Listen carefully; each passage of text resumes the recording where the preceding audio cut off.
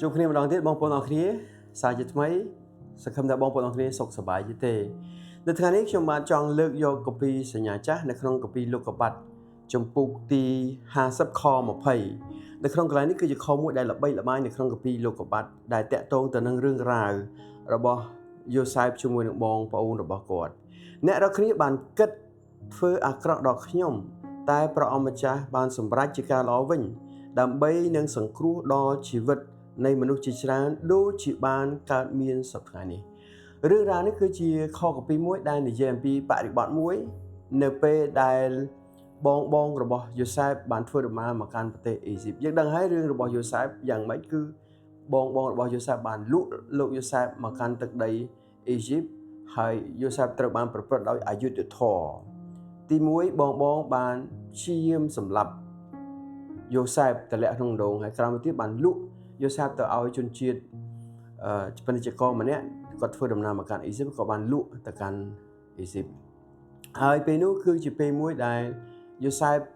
មានឱកាសក្នុងការដែលគាត់ខ្លាចទៅជាអ្នកដឹកនាំហើយយដឹងមានគ្រោះទូរភ័ក្រកើតឡើងហើយនៅទីបញ្ចប់បងបានត្រឡប់មកជួបជុំគ្នានៅឯប្រទេសអេស៊ីបហើយបងបានស្គាល់ថាយូសែបគឺជាប្អូនរបស់ខ្លួន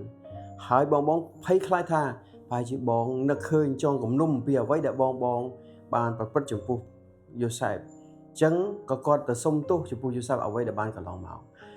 លោកយូសែបក៏បានតតាំងទៅនឹងបងដោយការសងសឹកអ្វីនៅឡើយប៉ុន្តែផ្ទុយទៅវិញលោកយូសែបបាននិយាយនៅចំណុចមួយដែលគាត់និយាយថាអ្នករាល់គ្នាបានធ្វើពងអាក្រក់ចំពោះខ្ញុំប៉ុន្តែព្រះអង្គបានផ្លាស់ប្ដូរការនោះទៅជារឿងល្អយើងមើលអំពីចំណុចនេះប្រសិនបើយូសែបមិនត្រូវបានលក់មកកាន់ប្រទេសអេស៊ីបទេប្រទេសអេស៊ីបនឹងជួបគ្រោះទុរភិក្ស7ឆ្នាំគ្រោះរាំងស្ងួតអត់មានអីហូបការដាំដុះក៏អត់មានអីសម័យនោះនឹងគ្រោះទុរភិក្សទូទាំងតំបន់ទូទាំងពិភពលោកខ្ញុំជឿជាក់ថាបើសិនបើយូសែបមិនបានមកដល់ទីកន្លែងមកកាន់តំណែងជានាយករដ្ឋមន្ត្រីនៅក្នុងប្រទេសអេស៊ីបទេអញ្ចឹងផែនការនៃការអាក្រក់កើតឡើងចំពោះយូសែបជាការពិតការល្អគឺជារបស់ព្រះការអាក្រក់គឺជារបស់មាដែលមានពីក្រោយប៉ុន្តែព្រះអង្គបានផ្លាស់ប្ដូរការនឹងឲ្យជារឿងល្អដើម្បីសង្គ្រោះអ៊ីស្រាអែលទាំងមូលត្រឡប់មកបានសេចក្តីសង្គ្រោះអញ្ចឹងនៅក្នុងជីវិតរបស់យើងខ្ញុំនឹកចាំពីខកពីមួយទៀតផងដែរដូចនៅក្នុងកាពីរ៉ូមដែលបានស្តៀងគ្នានិយាយពីសេចក្តីពិតនេះតែយើងដឹងថាគ្រប់ការទាំងអស់បានផ្សំគ្នាដើម្បីសេចក្តីល្អដល់អស់អ្នកដែលស្រឡាញ់ព្រះគឺដល់អស់អ្នកដែលទ្រង់ហៅមកតាមព្រះតម្រិះទ្រង់នៅក្នុងកាពីរ៉ូមចំពុក8ខ23ខពីនេះគឺបានលើកទឹកចិត្តដល់យើងថាយើងមិនមែនចង់បានការអាក្រក់កើតឡើងចំពោះយើងនោះទេយើងមិនមែនចង់បានបាបឬក៏បញ្ហាចូលក្នុងជីវិតរបស់យើងទេប៉ុន្តែការអស់ហ្នឹងពេលខ្លះយើងពិបាកនឹងគ្រប់គ្រងនៅក្នុងស្ថានភាពជីវិតរបស់យើងគ្រាន់តែទុកចិត្តព្រះអង្គឆ្លងកាត់ទុក្ខលំបាកដែលយើងឆ្លងកាត់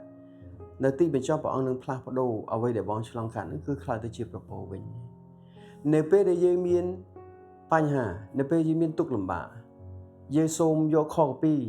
លោកុបាទចំពុកទី50ខ20មកប្រកាសថាបើទោះជាឯងជាទុក្ខលំបាកជាបញ្ហាជាស្អីរបួសកើតឡើងចំពោះយើងក៏ដោយយើងជឿជាក់ថាព្រះនឹងផ្លាស់ប្ដូរទៅជារឿងល្អសម្រាប់ជីវិតរបស់យើងប្រកាសនៅក្នុងព្រះនាមព្រះយេស៊ូវគ្រីស្ទនៅពេលដែលយើងមានបញ្ហាទុកចិត្តព្រះអង្គនឹងឲ្យយើងឆ្លងកាត់នៅទុក្ខលំបាកនោះជាការពិតក្នុងនាមយើងជាគ្រីស្ទបរិស័ទយើងមិនរំពឹងថានៅពេលយើងខ្លាចជាអ្នកជឿព្រះអង្គរឿងណាទាំងអស់នឹងខ្លាចទៅជាល្អ 100% សម្រាប់ជីវិតរបស់យើងជីវិតរបស់យើងកំពុងតែដើរឆ្លងកាត់ជ្រលងជ្រោះនៃសេចក្តីស្លាប់ដោយកាពីទំនុកកើងចំពុកទី20បានចែងទោះបីយើងឆ្លងកាត់ជ្រលងនៃសេចក្តីស្លាប់ក៏ដោយព្រះអង្គនៅជាមួយនឹងយើងនេះជាសេចក្តីសន្យាដ៏អស្ចារ្យព្រះអង្គនៅជាមួយយើងគ្រប់កលៈទេសៈទាំងអស់ព្រះបន្ទូលនេះជាការលើកទឹកចិត្តខ្លីមួយសម្រាប់អស់លោកអ្នកបងប្អូនអរគ្នាដែលបានមើលដែលបានស្ដាប់នៅក្នុងពេលនេះសូមទុកចិត្តព្រះអង្គគឺជាព្រះដែលមិនបោះបង់ចោលយើងមិនចាកចេញចោលយើងនៅឡើយសូមព្រះអង្គប្រទានពរ